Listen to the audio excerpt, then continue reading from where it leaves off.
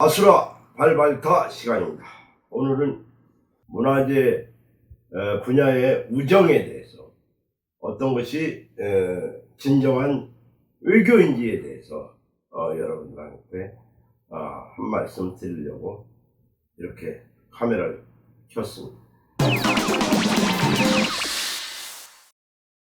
제가 라오스 사업을 최초로 라오스 정부와 진행하면서 이것이 발판이 돼서 뭐 캄보디아, 그 다음에 우즈베키스탄, 그 다음에 지금 이제 전통학교에서 하고 있는 이집트까지, 또 이집트에서는 우리 문화가 먼저 진출함으로써 K9 자주포가 뭐 수출된다는 소식도 있었습니다.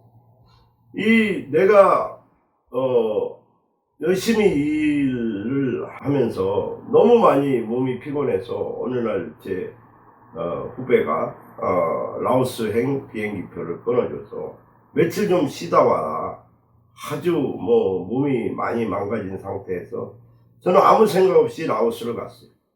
라오스를 갔는데 보니까 너무 좋은 거예요. 뭐 사람을 무척 편안하게 하고, 한국에서 잠을 잘 못 잤는데 라오스 가서 3일을 내내 잠을 자다가 너무 허리가 아파서 그 게스트하우스의 그 주인장, 지금 이제 뭐 라오스의 봄 향기인가 뭐 이렇게 해갖고 밴드도 운영하고 라오스 홍보 일을 좀 하시는 분이 그 게스트하우스를 운영했는데, 조창호 사장이라고, 이 자리에서 조창호 사장 잘 있는지 궁금하네요.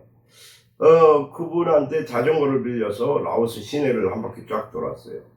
너무너무 좋은 거예요. 나 어릴 때 살았던 고향과 좀 비슷하고, 사람들도 너무 순박하고, 그래서 야, 여기 다시 오고 싶다. 이렇게 잠을 편안하게 잘 오게 하는 데가 어디 있을까 싶어서, 그래갖고 무작정 문화재청장을 찾아갔어요.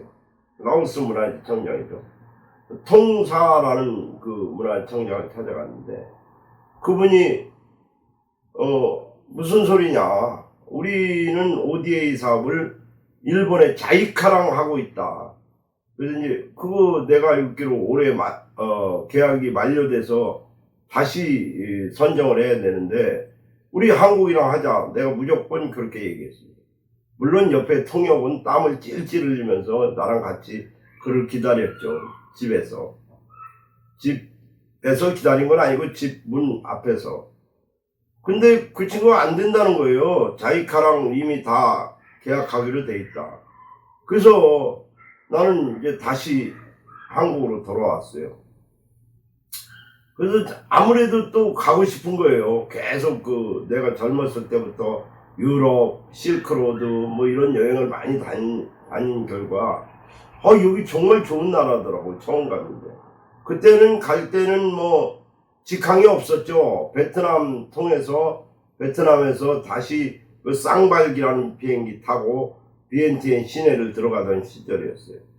뭐 한 3, 4년 전이죠. 그래서 나는 또 갔어요. 갔는데 그래서 무작정 통사의 집을 찾아가서 그 부인을 만났어요. 그 부인이 타케오 여사라는 분인데, 이 분은 뭐 하시는 분이냐면 라오스 실크 명인이에요. 라오스 실크 뭐 쌈느아, 퐁살리 이런 그 지역에서 그리고 라오스 독립을 하는데 기여한 자기 아버지가 그런 분이라는 소리를 난 들었어요. 뭐 친척들도 그렇고. 그래서 그분한테 이제 한국에서 가져간 냄비를 선물하면서 좀 솔직히 말해서 좀 다가갔죠.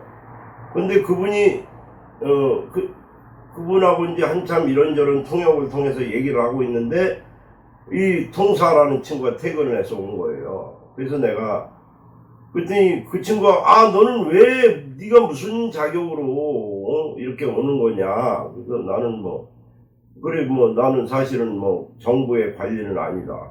하지만 이 라오스라는 나라가 너무 아름답고 좋아서 라오스에 다시 오고 싶은데 뭔가 일거리가 있어야 그 핑계로 다시 오지 않겠느냐.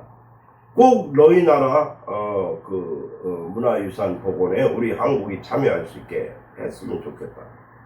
그랬더니 그 소리를 듣고 있던 그 부인이 왜 당신은 이렇게 온 손님한테 이렇게 박대를 하느냐 하면서 네가 하고 싶은 사업이 뭐냐 그 부인이 묻는 거예요. 그래서 제가 이런 일을 하고 싶다. 라오스의 그 문화유산을 우리 한국에 자본을 들여서 국제협력기금이나 ODA 사업비로 도와주고 싶다. 이렇게 얘기를 했어요. 그랬더니 그분이 바로 총리 비서와 연결을 할 수 있게 해준 거예요.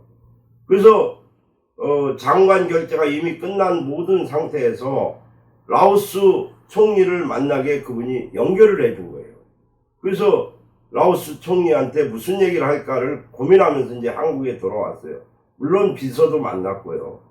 그 과정에 여러 가지 에피소드는 있었지만 그건 너무 기니까 생략하고요. 그래서 한국에 와서 많은 고민을 했어요. 과연 총리를 만나게 된다면 어떤 말로 설득할 것인가. 그러다가 한 가지 묘안을 냈어요. 그리고 이제 한 15일 후에 총리가 메일을 보내서 라오스 총리가 이제 출장을 끝내고 시간이 잠깐 난다. 그래서 다시 라오스를 날아갔죠. 날아가서 총리한테 총리를 만났어요. 저는 일반인 신분이었죠. 온갖 것을 다 조사를 하더라고요. 라오스 총리는 방탄차를 타고 다닐 정도로 자기 신변을 극히 안전하게 생각하는 사람이에요. 근데 거기서 내가 이런 말을 했어요. 자이카는 일본이다. 일본이랑 다 그동안 계속 해왔거든요. 일본이 캄보디아 앙코르와트를 먼저 시작을 했거든요. 한 30여 년 전부터 일본은 문화유산에 관심을 갖고 그걸 해왔었어요. 그래서 나는 그런 말을 했어요. 총리한테.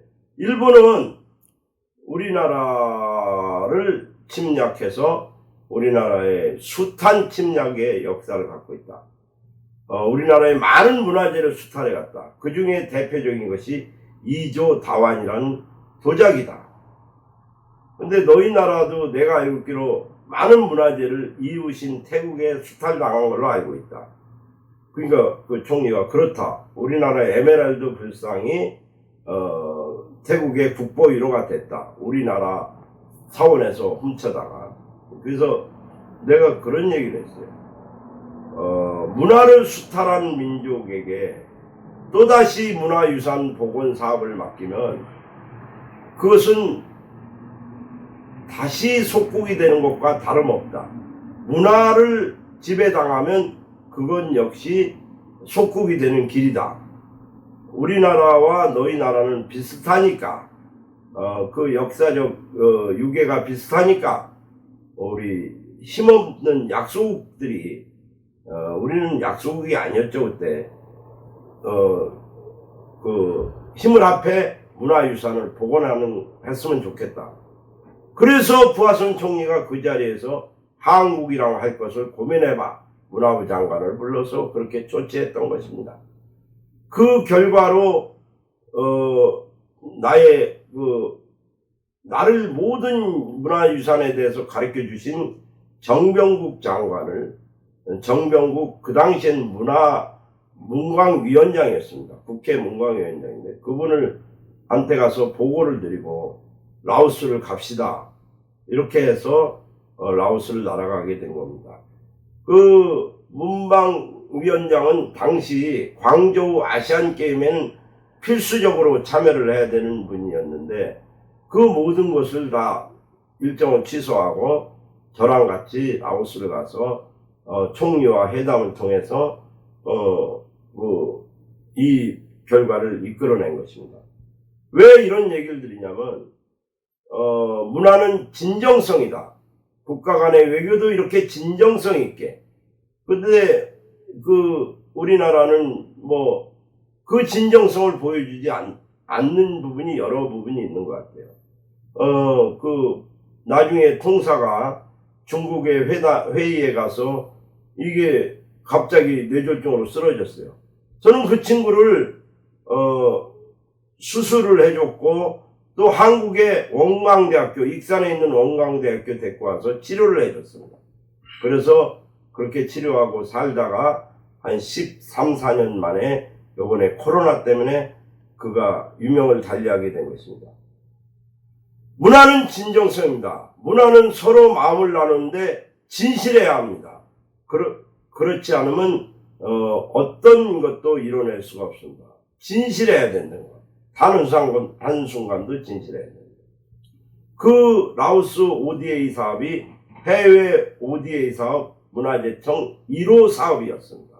그 뒤로 우리나라 문화재 기술력은 세계로 뻗어나가게 된 계기가 된 것입니다. 이처럼 문화는 서로 마음을 나누고 진정함을 나누고 서로 그 우정을 호흡하면서 인간 세상을 복되고 행복하게 만듭니다. 여러분들도 주변 사람들과 진실을 나누세요. 감사합니다. 아수라 발발타였습니다.